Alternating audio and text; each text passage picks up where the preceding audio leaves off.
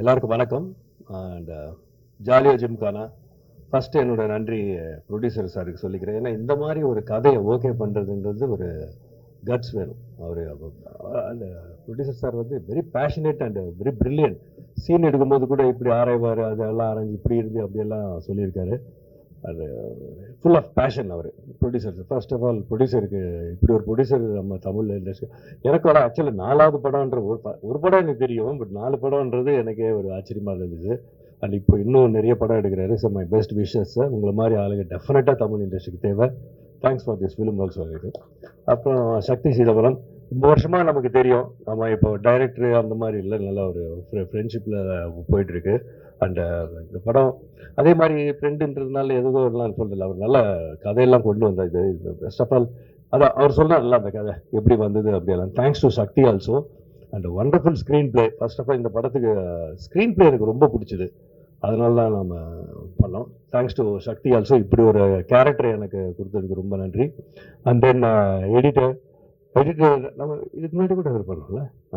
So அந்த படம் and brilliant work Niranjan. Boopathi நம்மால் தான். My best wishes. இன்னும் நிறைய இருக்குது உங்களுக்கு. அண்ட் அஸ்வின் ஏற்கனவே இன்னொரு படம் பண்ணியிருக்கேன், அந்த படத்துலையும் நல்ல சாங் இருக்குது, அது வரும் கூடிய சீக்கிரம். இந்த படத்துலையும் ஆக்சுவலி நான் எதிர்பார்த்தத விட நல்லா ரீச் ஆயிருக்கு. Very good Ashwin. இன்னொன்று நீங்கள் நிறைய போக வேண்டியிருக்கு.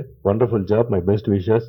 அண்டு ரோபோ சங்கர் ஃபஸ்ட்டு நம்ம பேக் டு ஃபார்மில் வந்திருக்காரு. I am so happy and very எல்லோரும் சொன்ன மாதிரி full of talent, bundle of talent. Nice working with you robot.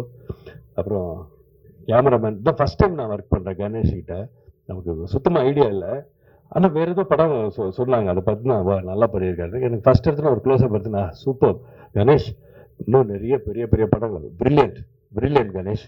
Our done a wonderful job. நல்ல கேமராமேன், வெரி ஃபாஸ்ட். அது அப்புறம் அந்த கதை கேட்டு எதுதோ பண்ண இல்லை, கொஞ்சம் கேள்வியெல்லாம் கேட்டு சார் இப்படியே என்ன அது அது வேணும். அந்த கேமராமேனுக்கு இன்வால்மெண்ட் இருந்தால் தான் அந்த கேள்வி அதெல்லாம் வரும். அந்த இன்வால்மெண்ட்டோட பண்ணார் Ganesh. Thank you Ganesh, wonderful job.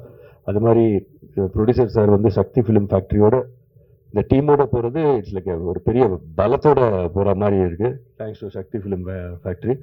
And Abirami அவங்களோட நான் அப்போது சார்லி சாப்ளின் ஃபஸ்ட் நடிக்கும்போது ஒரு சின்ன பொண்ணாக இருந்தாங்க, திடீர்னு அப்படியே அந்த மாற்றம் பிரில்லியன்ட் ஆகிட்டாங்க, பிரில்லியன்ட் ஆக்ட்ரஸ் ஆகிட்டாங்க. அது எனக்கு ரொம்ப அதிசயமாக இருந்துச்சு. அவர் சொன்ன மாதிரி அந்த அசிஸ்டன்ட் சொன்ன மாதிரி லைட்டிங் கூட அந்த என்னென்ன இல்லை ஷேடோ படுது அப்படின்னு. ஐயோ என்ன இவ்வளோ பிரில்லியண்ட்டாக இருக்கீங்க, பிரில்லியன்ட் ஆக்ட்ரஸ். அண்ட் எந்த கேரக்டர் கொடுத்தாலும் அப்படியே சரி வந்தோமா பண்ணோமான்லாம் போயிட்டு இருக்க மாட்டாங்க. அதில் நல்லா அவங்களுக்கு இன்வால்வ் பண்ணி இன்ட்ரெஸ்ட் எடுத்து தன்னால் இந்த படத்துக்கு என்ன கொடுக்க முடியுன்றதை அதை பண்ணியிருக்காங்க. பிரில்லியன்டிவா, ட்ரூ குட்.